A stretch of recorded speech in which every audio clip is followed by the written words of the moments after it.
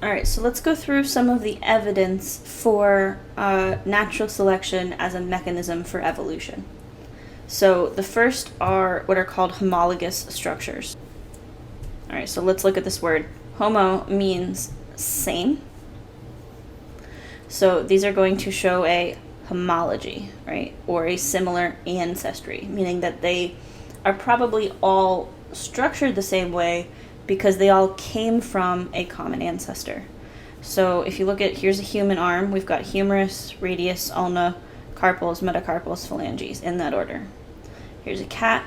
It looks slightly different, but it's the same bones, humerus, radius, ulna, carpals, metacarpals, phalanges. And we didn't just name them the same. They show a similar origin of each of these bones embryologically. Here's a whale fin, right? Same bone, slightly different arrangement. Humerus, radius, ulna, carpal, metacarpal, big long phalanges. And then a bat wing, same bones, again, different structure, but same orientation. Humerus, radius, ulna, almost really small right here, carpals, metacarpals, phalanges. So this is one of those unity but diversity of life things, right? They're all the same because they have the same bones in the same order. But they're all slightly different arrangements of that. But this suggests that whatever animal these all came from had the same bones, humerus, radius, ulna, carpals, metacarpals, phalanges. Another support of evolution is embryology. So if you look at this, these are two embryos. One of them is a human, one of them is a chick. And take a second and try to guess, which one do you think is the human? They both have a tail, right, embryologically. There's a phrase that embryology recapitulates phylogeny. So it's kind of like looking back in time. What would the ancestor embryo have looked like? Well, so hopefully about 50% of you got it right? The chick is over here on the left, the human over here on the right. But they look so similar. And then as they develop, we're going to start to see obvious differences. If you looked at adults, you can obviously tell a human from a chicken. But the fact that the embryos are so similar gives idea that, we came from some ancestor that had an embryo that looked something like these guys. Vestigial structures are also evidence. So a vestigial structure is basically a leftover, a remnant. It's something that served a function once, maybe in the ancestor, doesn't serve a function anymore.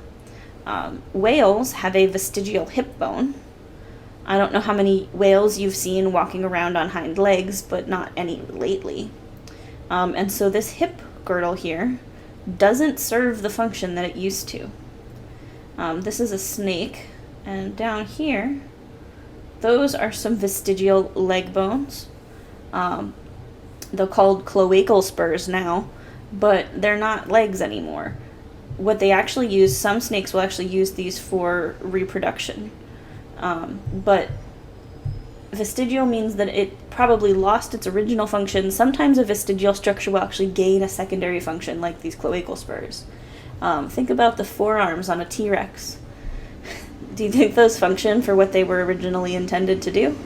So we often take organisms and we organize them into evolutionary trees, like this one down here, based on homologies, or these shared characteristics.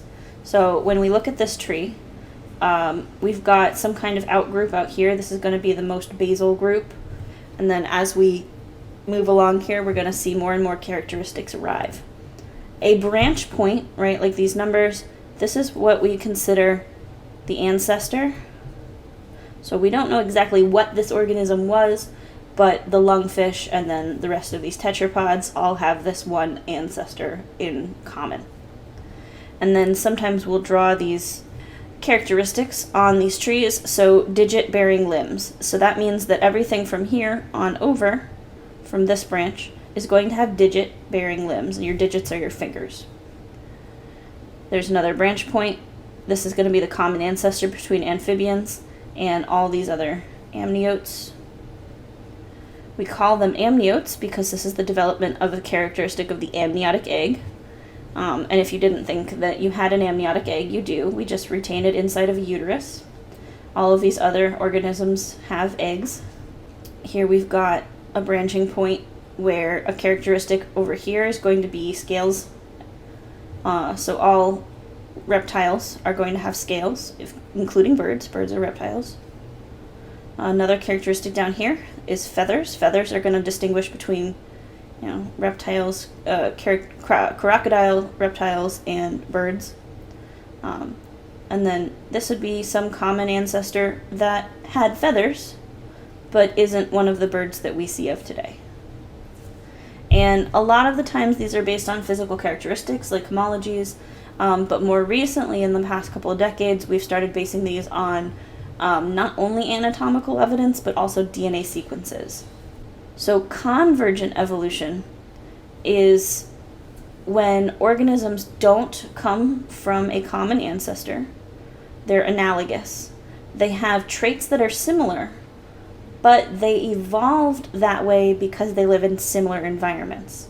So one example, in North America, we have the flying squirrel, which is a eutherian mammal. And then in Australia, we have the sugar glider, and this is a different type of mammal, and it actually has a pouch like a kangaroo. Right? And so they both evolved this kind of webbed structure between the fore and the hind limbs as a way of kind of gliding through the trees, because they both live in environments that are similar to each other, not because they share a common ancestry. More evidence for evolution can be seen in the fossil record.